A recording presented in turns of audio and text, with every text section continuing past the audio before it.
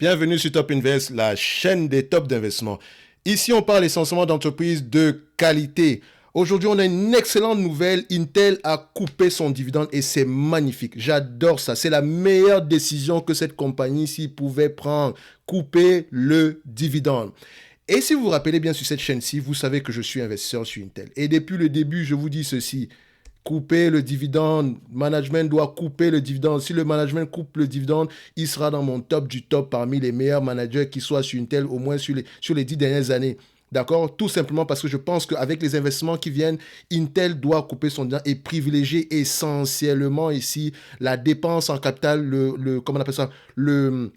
Le taux de financement au moins, parce que les investissements seront massifs. Donc, on ne s'attend pas à des bénéfices nets de toutes les façons sur les années à venir. On s'attend uniquement à avoir des marges nettes ici, à pouvoir s'autofinancer. Donc, on ne doit pas lever de la dette ici, ou bien on ne devrait pas lever à nouveau ici comment on appelle ça, émettre de nouvelles actions ici pour pouvoir s'autofinancer. Donc, c'est ce que je ne veux pas voir.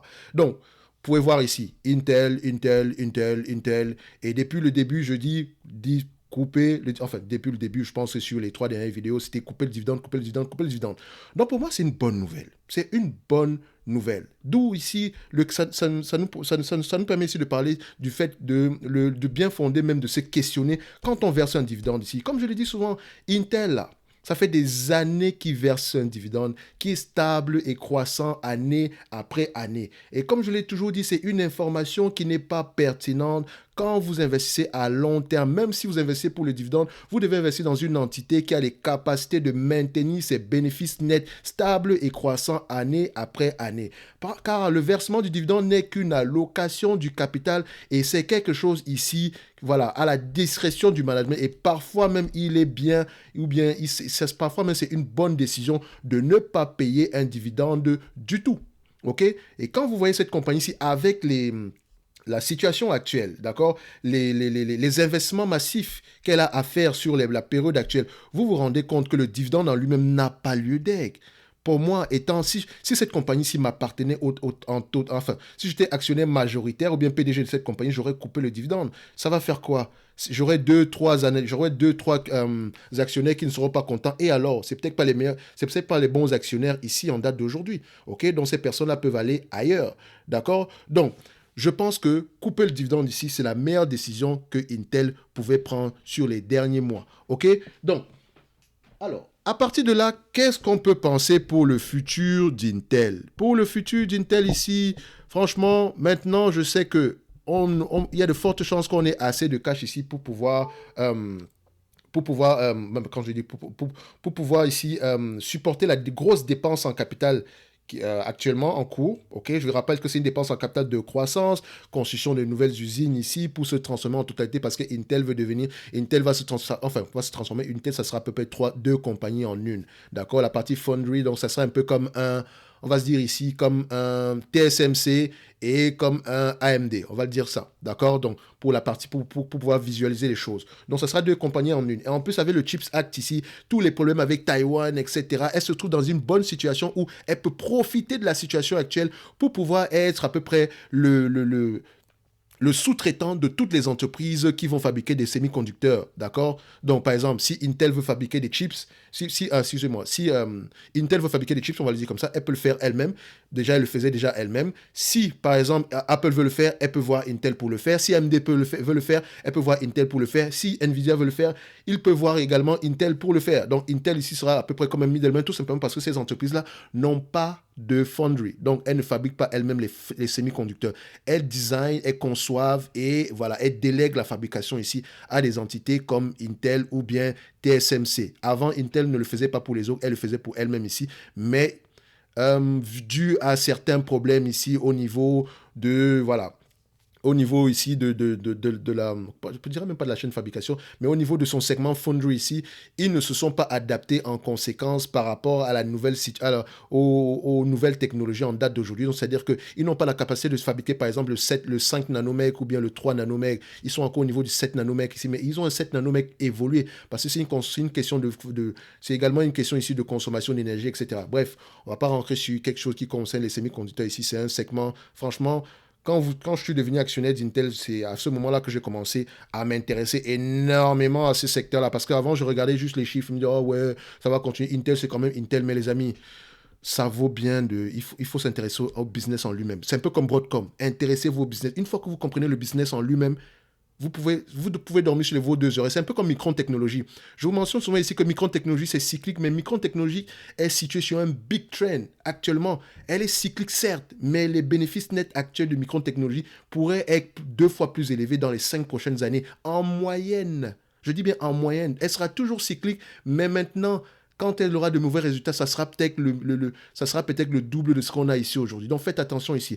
Donc je voulais montrer, il y a un livre ici que je vous recommande vivement. Je ne l'ai pas encore lu, mais j'ai entendu énormément de bien de ce livre-là. Donc, c'est Chip War, d'accord? C'est très important. Allez-y lire ce livre-là. Donc, en tout cas, voilà, ça peut être quelque chose d'assez intéressant ici. Il est très, voilà, il a beaucoup, il est, comment dire ça? Il y a beaucoup de bons, de bonnes reviews ici par rapport à ce livre-là. Donc, si vous voulez à peu près comprendre qu'est-ce qui se passe ici au niveau des semi-conducteurs, etc., ça peut être important d'aller lire ça ici. OK? Donc, au niveau d'Intel, pour moi, c'est une bonne nouvelle. C'est une bonne nouvelle. Aujourd'hui, là, je pense que je me prends une bière et sabrer. Donc, je pense que je vais prendre également le poster du PDG, le mettre un tout petit peu dans ma chambre en attendant. Maintenant, je veux voir si le management fait exactement ce qu'il a dit. Donc, sur cet article-ci, on dit ceci. Intel a indiqué qu'il allait réduire son dividende trimestriel de 12 à 12,50. Non, je pense que c'est, attendez, 12,50 par action contre, non, c'est cents. 12,50 cents par action ici, donc ça dit, contre 36 cents par action ici. Donc, ce qui représente ici à peu près, quand on prend 12,50 par action ici, ça veut dire à peu près, ça va représenter ici à peu près 50 centimes, 50 cents ici par action, d'accord, contre à peu près précédemment, on était aux alentours des 1 dollar et poussière ici par action. Donc, la décision de réduire le dividende trimestriel reflète l'approche délibérée du conseil d'administration en matière d'allocation de capital et vise à positionner au mieux l'entreprise pour créer de la valeur à long terme. L'amélioration de la flexibilité financière permettra de soutenir les investissements critiques nécessaires à la transformation d'Intel en cette période d'incertitude économique, a expliqué la firme technologique. Et j'aime ça. Oui, manager, tu as raison. C'est ce que tu dois faire. En période difficile, tout le monde doit mettre la main à la pâte. D'accord? L'actionnaire qui recherche un dividende à long terme stable et croissant, ce n'est pas sur Intel qui va devoir le faire en date d'aujourd'hui. Quoique à long terme, ici, si Intel exécute exactement le plan, d'accord? Si tout se passe bien, ça va pouvoir payer. Et pour le moment, Intel, si vous ne le voyez pas, il y a des vents favorables. Le CHIPS Act va être bénéfique pour Intel. Et elle a managé pour que ce CHIPS Act-là passe. Elle s'est beaucoup investie pour que cela passe, pour que ce CHIPS Act passe, tout simplement parce que elle va pouvoir en bénéficier. C'est un champion national qui va évoluer. Et présentement, les États-Unis, il y a de fortes chances qu'ils privilégient un champion national. D'accord? TSMC, c'est bien, mais TSMC reste taïwanais. D'accord? Donc, à cette occasion, le numéro 1 mondial des semi-conducteurs a confirmé ses objectifs du premier trimestre. La firme de Santa Clara vise une perte par action de 15 cents et des revenus compris entre 10,5 et 11,5 milliards de dollars au premier trimestre. Nous sommes en bonne voie de respecter notre engagement de réduire les coûts de 3 milliards de dollars cette année et de réaliser des économies de 8 à 10 milliards de dollars d'ici 2025. C'est bien. Moi, comme je l'ai dit ici tantôt, moi, je veux voir quand on parle de réduction des coûts ici, etc., je veux voir où est-ce qu'on va couper pour cette réduction des coûts-là. Dans le personnel, dans la recherche et le développement, voilà des questions que je me pose. Ou bien on va rendre l'entreprise de plus en plus efficiente. OK, dans tous les cas de figure, quand on dit efficiente, là, c'est dans ce genre de choses-là qu'on coupe. Donc, également ici, voilà, c'est à peu près la même chose. Il vous mentionne ça ici. On va couper les dividendes, blablabla, blablabla. Voilà, on a de gros investissements à effectuer ici en 2023. Donc, on est également en bonne voie de livrer, on a également en bonne voie ici d'atteindre nos objectifs ici de réduction des coûts à peu près aux alentours de 8 milliards ici. Et on va continuer à dépenser assez en termes de capital expenditure ici afin de pouvoir atteindre les objectifs qu'on s'est fixés. Et après, d'accord, ces investissements-là, Intel pourrait être bien positionné ici pour pouvoir bénéficier ici du point de vue du free cash flow, pour pouvoir bénéficier de free cash flow de plus en plus élevé dû à des investissements qu'on est en train d'effectuer en date d'aujourd'hui. Donc, comme je l'ai dit, c'est une entreprise qui est uniquement destinée aux investisseurs entreprenants. Donc, vous pouvez comprendre ici ma joie quand je vois ce genre de choses. Ça peut, voilà, vous allez vous dire, mais comment est-ce qu'il est content quand on coupe le dividende? Ben, moi, je suis content parce que c'est l'entreprise qui m'intéresse, c'est le business qui m'intéresse parce qu'en réalité, le but est de l'acheter à un prix assez intéressant ici, tout en mentionnant que la situation actuelle n'est peut-être pas durable. Et si elle n'est pas durable, qu'est-ce que l'entreprise fait pour s'ajuster en conséquence? Vous savez que moi ici, par rapport à Intel, vous avez vu mes dernières vidéos, je suis assez critique par rapport à la compagnie. Même si je suis actionnaire, je sais également, voilà, je sais également reconnaître les bonnes décisions, comme les mauvaises décisions, comme également certaines décisions certaines réflexions ici voilà, qui me refroidissent un tout petit peu, comme le fait qu'on soit qu'on se dise que la technologie ARM ici, on va pouvoir avoir quelque chose d'équivalent aux alentours de 2025, etc. Mais qui vous dit que ARM sera encore à ce niveau-là? D'accord? Au niveau des 5 nanomètres, ici, on se dit que non, à partir de 2025, on pourra les avoir, mais frère, 2025 ici, les autres sont déjà à 3 nanomètres. Donc, anticipez déjà les choses, allons plus loin que ça. D'accord? Mais ça ne veut pas dire que Intel va mourir. Ça ne veut pas dire que Intel va mourir. OK? Donc moi, je pense que c'est une bonne décision ici aujourd'hui. Je ne sais pas si le marché, je ne sais pas comment le marché va apprécier ça ici. Après, on s'en fout de voir ce que le marché va faire ou pas. Vous avez également vu la dernière fois quand Intel a annoncé des résultats extraordinairement très mauvais. La dernière fois, le marché n'a pas réagi. Parce qu'on était déjà, la situation avait déjà été annoncée. Ils n'ont pas annoncé textuellement qu'ils vont couper le dividende, mais il faut lire entre les lignes. Donc, il y a un livre ici que je vous recommande. Comment on appelle encore ça? Read between the line. OK, read between the line. Investing. Je vais le trouver le livre parce que je pense que je vais pouvoir le retrouver avec la couverture ici. On va le voir ici. Est-ce que j'ai ça? Read between the line. Voilà, c'est lui. Ah, je savais, j'ai une bonne mémoire quand même.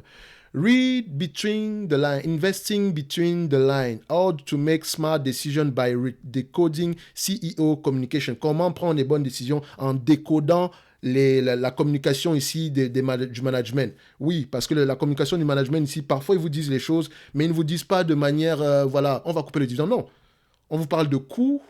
On vous parle ici de réduction des coûts, on vous parle ici d'amélioration ici de l'efficience, on vous parle ici de prise en compte du niveau d'endettement ici, et on ne vous mentionne pas encore le dividende. Hein.